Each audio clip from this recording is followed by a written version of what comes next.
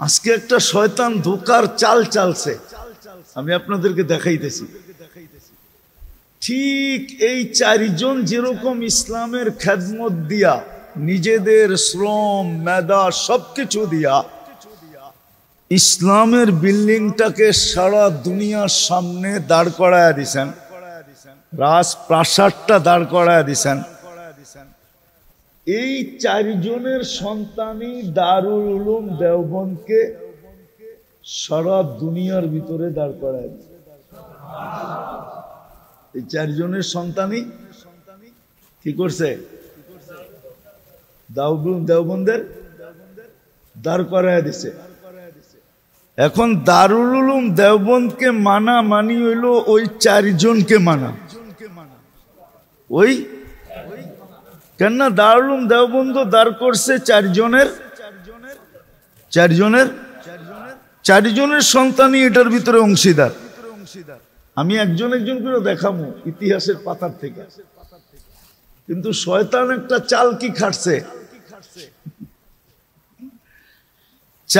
দারুল উলুম দেওবন্দ মানলে কয়জন মানা হবে? কয়জন? কেন এটারে দাঁড় করাইছে কয়জনে? চারজনের সন্তান। চারজন কে কে?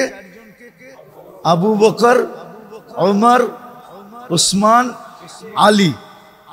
কিন্তু শয়তান একটা চাল খাটাইছে আয়েশা, যে শুধু একজনরে মানো, কেননা উনি আবু বকর সিদ্দিক রাদিয়াল্লাহু তাআলা আনহুর সন্তান।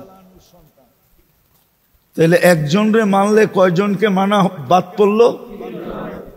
আর দেওবন্দকে মানলে কয়জনকে মানা হইলো? আমাদের বর্তমান তাবলীগের বিভক্তিতে শয়তান এই চালটা খাটাইছে। মনে হয় বুঝাইতে পারি না আপনাদের।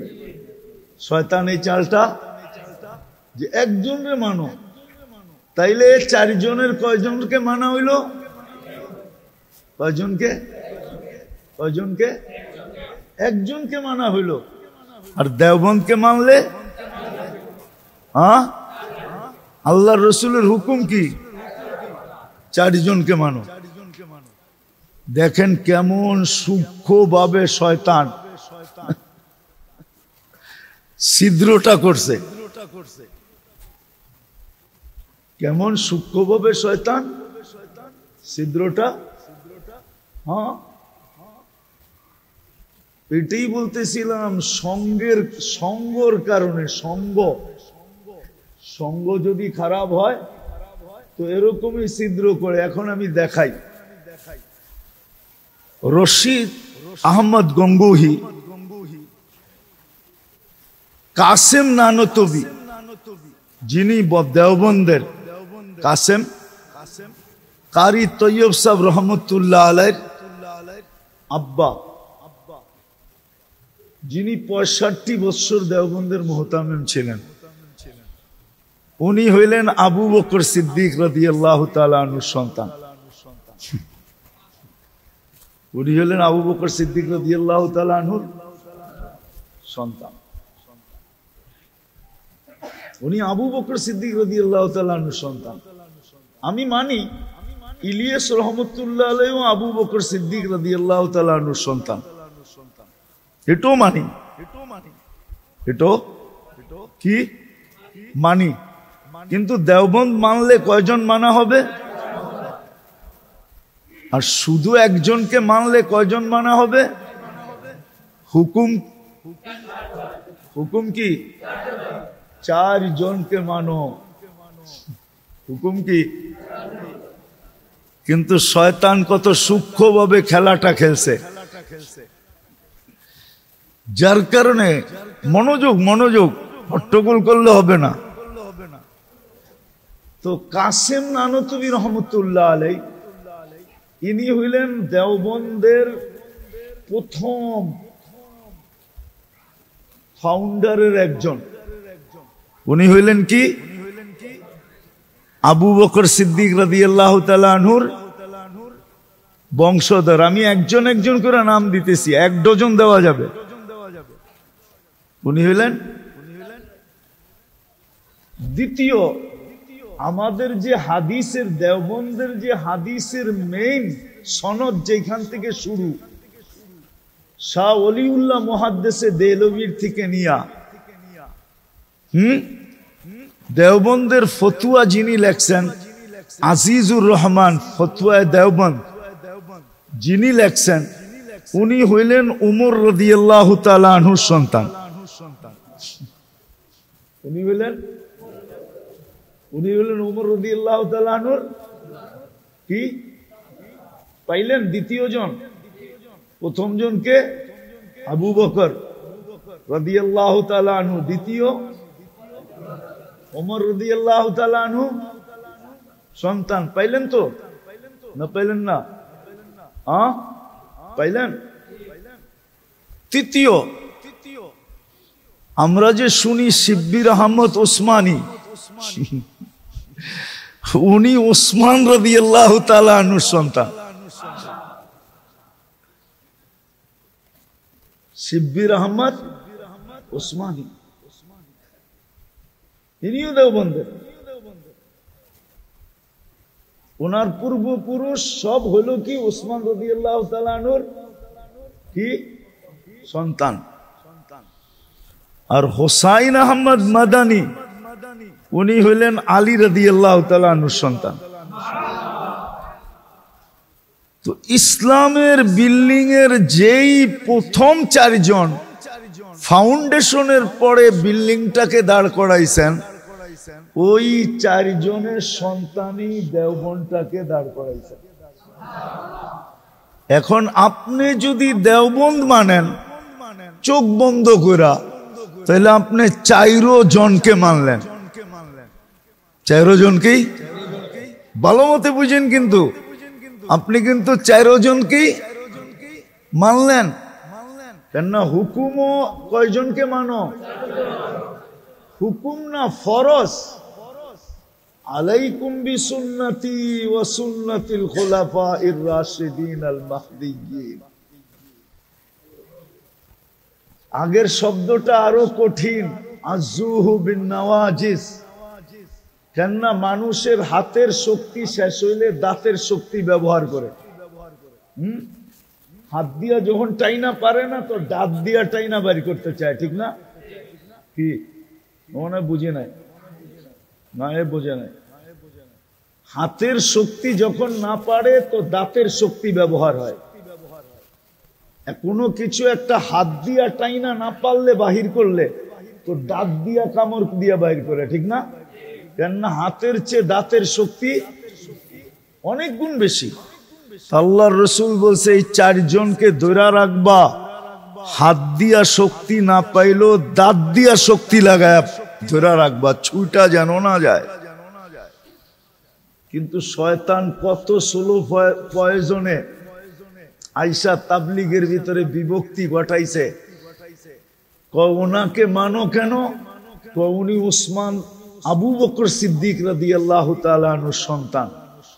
আমিও বলি আবু বকর সিদ্দিক রাদিয়াল্লাহু তাআলা আনহুর সন্তান। কিন্তু এইখানে তো শুধু একজন মানা হইল, হুকুম তো হইল 4 জনকে মানো। কয়জনকে? আর দেওবন্দকে মানলে পুরা 4 জনকে মানা হইল। কেননা দেওবন্দটা বানাইছে 4 জনের সন্তানে। যেমন ইসলামের বিল্ডিংটা সাজাইছে 4 জনে। কয়জনে? আবু বকর, ওমর, ওসমান, আলী।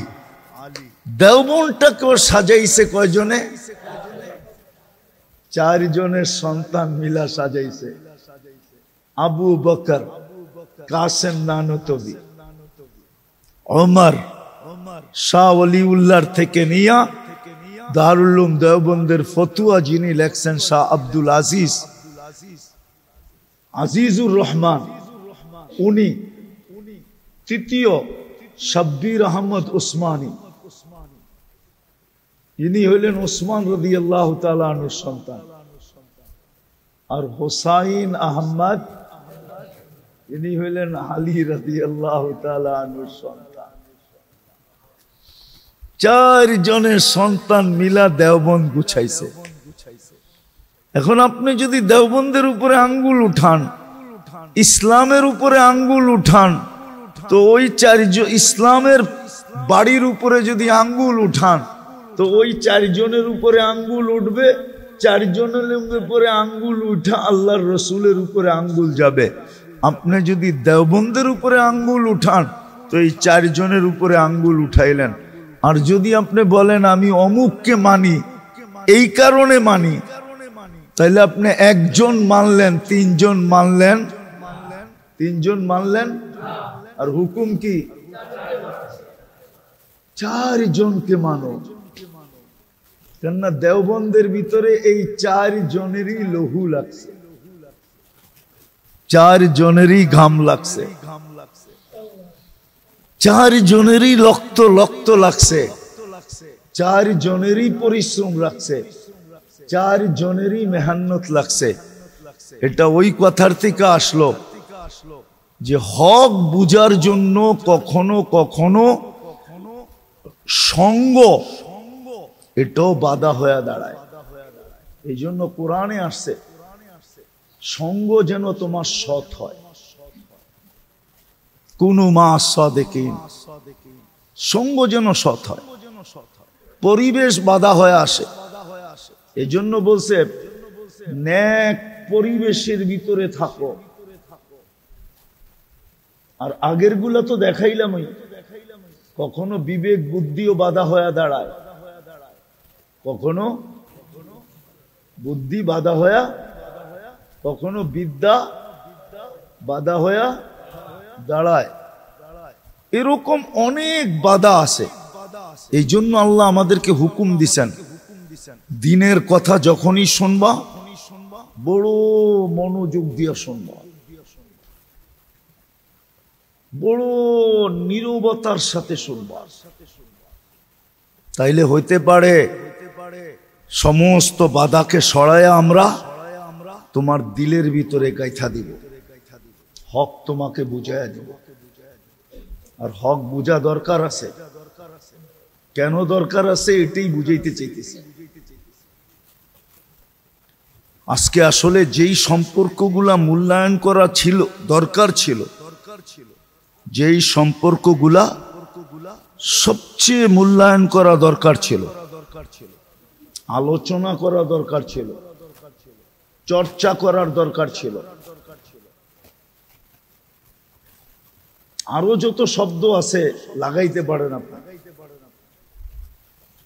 যেই সম্পর্কগুলা সবচেয়ে বেশি গুরুত্ব দেওয়া দরকার ছিল, আজকে ওই সম্পর্কগুলা না আমরা মূল্যায়ন করি, না গুরুত্ব দেই, বরং এর জায়গায় যেই সম্পর্কগুলো আমরা আজকে মূল্যায়ন করতেছি, গুরুত্ব দিতেছি,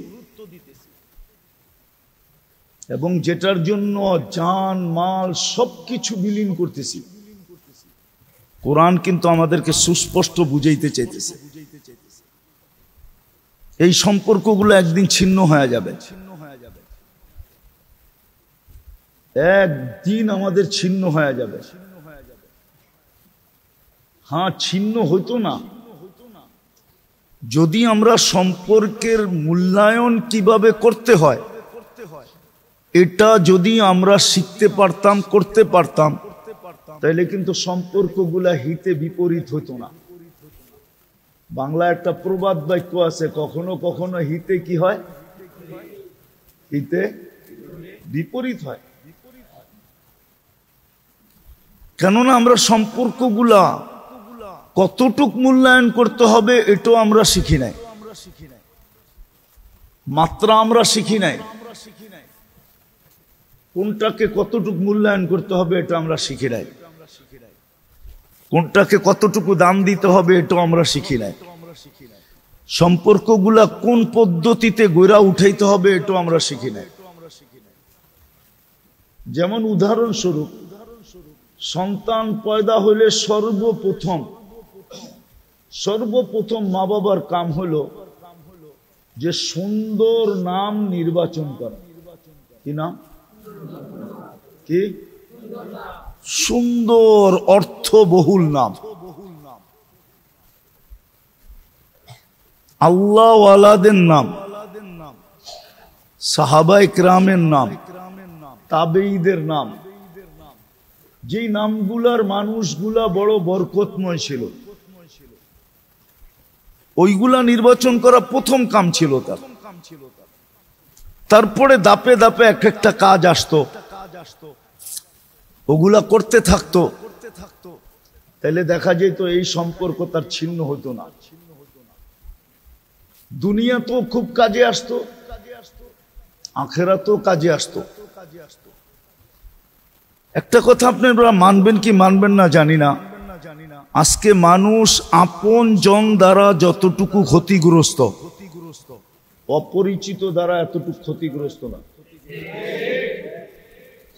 আপনার কাছের লোক, সম্পর্কের লোক আপনাকে যতটুকু ব্ল্যাকমেল করতে পারবে, অপরিচিত মানুষ এতটুকু পারবে না। আপনার কাছের মানুষ আপনাকে যতটুকু আপনার সাথে প্রতারণা করতে পারবে, অন্য মানুষ কিন্তু এতটুকু পারবে না।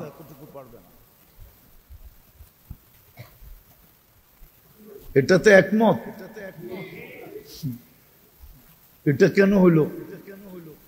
কাছের মানুষগুলা আজকে মানুষ কাছে, এই জন্য বাংলা একটা প্রবাদ বাক্য আছে, কখনো কখনো আপনের চেয়ে পর ভালো, কখনো কখনো আপনের চেয়ে।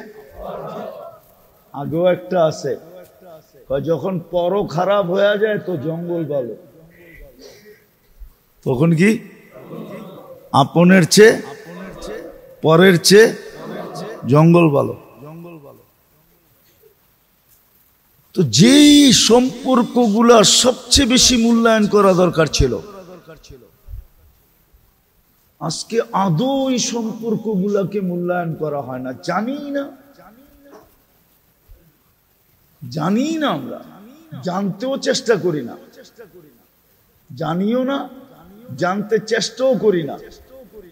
কেউ জানাইতে চাইলে ভ্রুক্ষেপও করি না, কর্ণপাতও করি না,